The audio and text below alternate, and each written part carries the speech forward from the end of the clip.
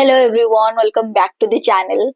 So this video is going to be the continuation video of the linguistics, and I have already made and post a video on linguistics where I have discussed about the evolution of the language, what is linguistics, how the language originated, and some of the theories and key terms, much important key terms that is present in linguistics from the exam point of view.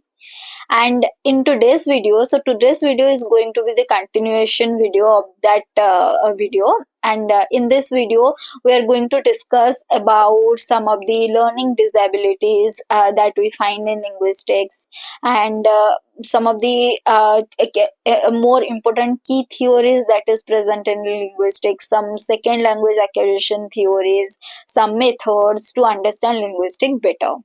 So without much delay, let's start the video. And if you want, or if you all haven't watched the first part of the linguistics video, please go and watch it. I have posted the link in the description below. Those who are seeing this video as a new one, so please go and refer to that video so that you'll better understand about the linguistics or about the language in a more better way. So now we are going to start our video from Ferdinand de Saussure's Langue and Parole. So these are also two most important key terms that is presented in the linguistics, and in exam even they ask questions, match the following questions, or some MCQs based on this. So let's first understand what langue is and what parole is. So Ferdinand de Saussure's Langue and Parole concepts foundational to the structural linguistics. So Langue refers to the structured system of language that is shared by a community. Its grammar, syntax, and its convention that is shared by the community.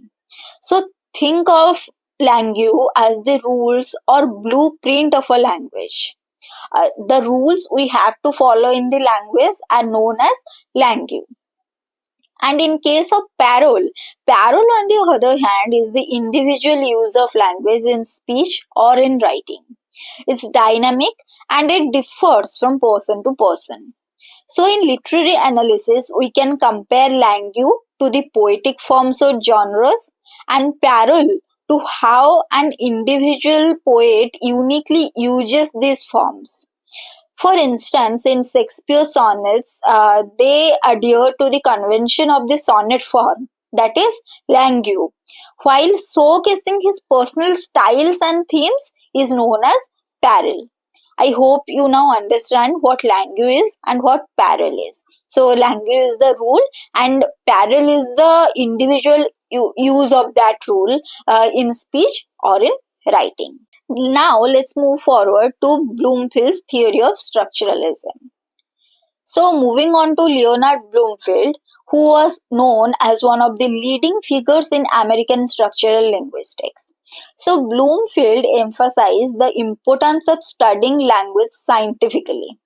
He advocated for analyzing the observable elements like sounds, words, and sentence structures without delving into the mental or the psychological aspects of that language. And he also introduced the concepts like phonemes, which I already discussed in the part 1 video of linguistics. The phonemes, who are known as the smallest sound units, and morphemes, the smallest meaningful units. So this theory has profound implication for understanding how the texts are constructed and what elements it all takes to construct a meaningful sentence. So in literature, it aligns with the structuralist criticism, where the focus is on textual elements rather than the intent of the author that he has behind while writing it. So if you take for an example, when we analyze the rhythm in T.S. Eliot's poetry, this rhythm or this analysis can benefit from this Bloomfieldian principles. So this is about the Bloomfield's theory of structuralism. So Leonard Bloomfield was one of the major figure in the American structural linguistics, gave importance or emphasized that studying language scientifically help us to know more about the language system in a better way. Now let's move to language-based learning difficulties. So, this is an important practical topic, that is language based learning disabilities. So, there are so many disabilities that all students face as learners. So some of the learning based disabilities are dyslexia, dysgraphia, dyscalculia, dyspraxia. So these are the cognitive disorders that affects a person's ability to read, write, or process the language. For instance, dyslexia makes decoding words difficult, while auditory processing disorders can hinder the understanding of spoken language.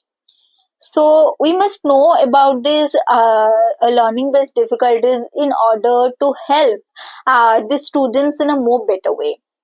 Now, dysgraphia means writing disability. When a person or a student has some writing disabilities, it is also known as dysgraphia. And those who have some mathematical problem, those who have some problems in understanding maths or understanding mathematical problems, that condition was known as dyscalculia. And those who mix up words while talking, or they fumble and they mix everything while talking, this condition also known as dyspraxia. So these are some of the common learning based difficulties that we will face as whenever we teach some students, or there are other persons who also face this kind of difficulties while they are studying something, or they are calculating a math. So these are some of the learning based difficulties that we must know from the examination point of view. Now we should know that why we are going to study about these difficulties or these disabilities. So as educators, we are giving UGC NET JRF examination or any other teaching examination because in future we want to be a teacher or a lecturer, or even when we research on something, we want to be a researcher. Thereafter, the only source we have is there will be a teaching aspect that we'll have to face definitely. So as the future educators, or as the educators, we must adapt our teaching methods to include these students. Techniques like phonic based learning or visual aids can make language accessible to these disabled students. So this directly relates to the inclusivity in teaching literature. For example, the audiobooks can help the students with those who have problem like dyslexia to appreciate works like Pride and Prejudice or any other novel. So that is why the learning about these disabilities is very much important. Now let's learn about some of the language teaching methods. So now we are going to explore the language teaching methods, which are very much crucial from the for teaching English, especially to the non-native speakers. So there are traditional methods that is present, and there is also modern approaches that is present to teach some of the languages. So let's first learn about the traditional methods. So based on traditional methods are grammar translation method, direct method. So in grammar translation method, in this method, this method focuses on reading and translation, but it limits the speaking practice. So this grammar translation method focuses on the reading and translation, but it has a weakness, like it limits the speaking practice. But in direct method is immersive and is focuses on speaking without any kind of translation. So these are some of the traditional or used to method that is generally used while teaching any of the languages. So now let's move forward to some of the modern approaches. So some of the modern approaches include the audiolingual method, the communicative language teaching, some of the task-based language teaching methods. So in audiolingual method, it focuses on the automatic learning without stopping, and it emphasized in sentence production.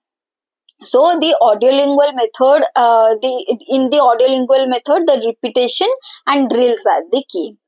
And in communicative language teaching, this method focuses on the real life communication. So in this method, we focus on the real life communication. When in real life we communicate about something, it directly focuses on this method. And in task-based language teaching, that is, learners performs tasks that stimulate the real life use of the language. So these are some of the modern approaches, and as a literary educator, these methods can inform how we teach the complex text. For instance, using the role play, which was the communicative language teaching method, it can help the students to better understand some dramatic works like Merchant of Venice, Midsummer Night's Dream, Hamlet, some of the drama we can say, or plays we can say. So now we are going to learn about Stephen Krashen's theory of second language acquisition. So Stephen Krashen, whose theories revolutionized the second language learning, and he proposed the 5 key hypotheses to learn a second language. So, according to Stephen Krashen's hypothesis, language acquisition actually does not require the extensive use of the conscious grammatical rules, and it also does not require some drills or mechanism or methods.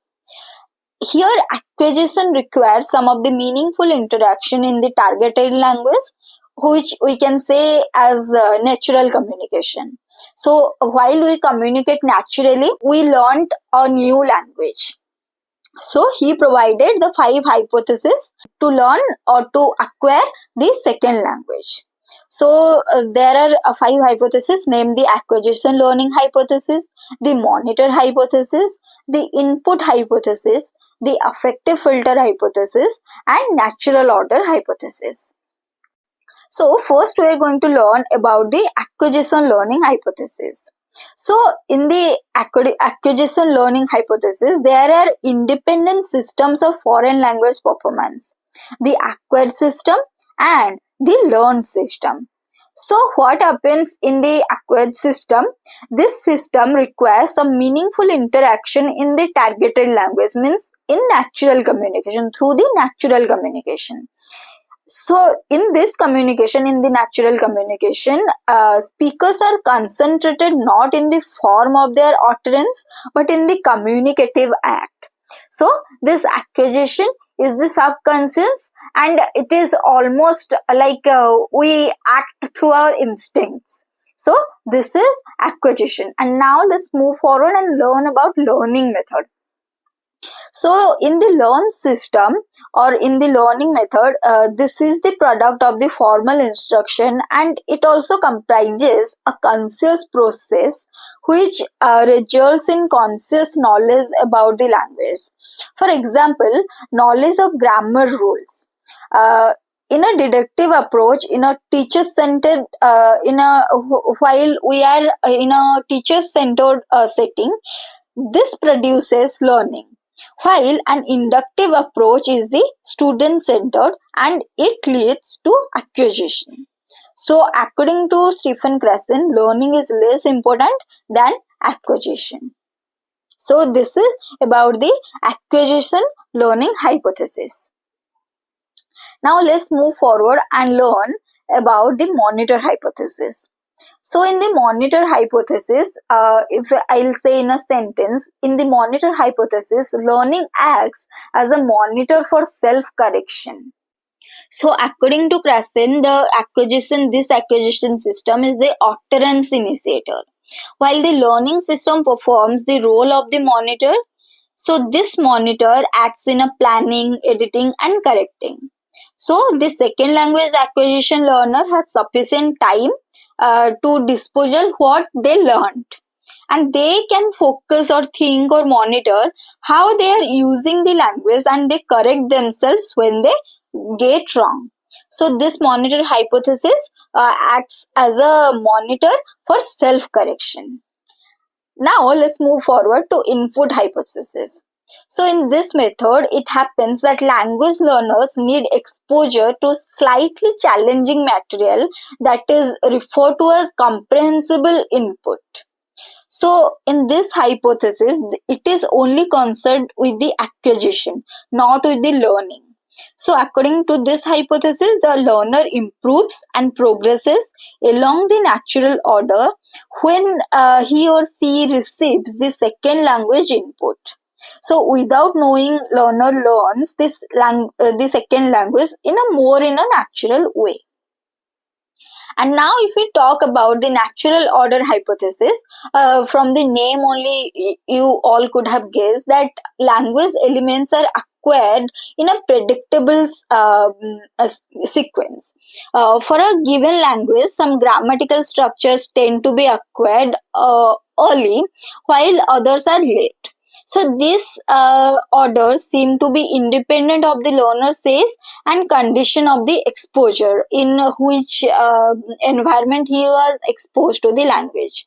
But Krashen, however, points out that implication of the natural order hypothesis is not that a language program syllabus should be based on the order found in the studies, but in fact he rejects the grammatical sequencing when the goal is second language acquisition.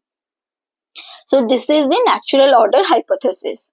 And now if we talk about our last hypothesis, that is affective filter hypothesis, factors like motivation, anxiety, they can impact the learning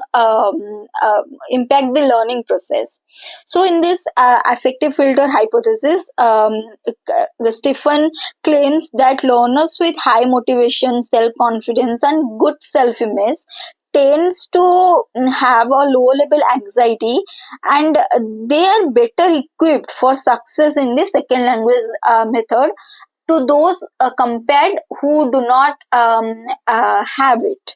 So low motivation, low self-esteem, anxiety, introversion, inhibition, they can raise the affective filter, and from a mental block they can form a mental block which can prevent the comprehensible input from being used for the second language acquisition. So, in literature teaching, Krashen's theory kind of reminded us to scaffold the complex text, making them accessible while gradually increasing the difficulty. For example, the students who can first read summaries of the Canterbury Tales before they analyze the original text. So this is all about the Stephen Krashen's second language acquisition, his theory of second language acquisition. So to sum up our video, these are some of the linguistic theories and concepts that are not only critical for understanding the structure and function of the language, but it is also for teaching and interpreting literature effectively.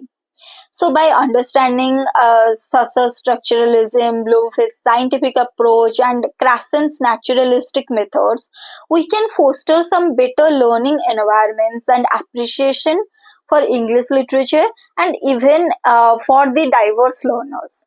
So thank you all for your attention, and I look forward to your questions if you have any regarding this linguistics unit. And I hope you all enjoyed today's video. So if you all like today's video, please don't forget to like, share and subscribe to the channel, and wait for more interesting videos. See you all in the next video.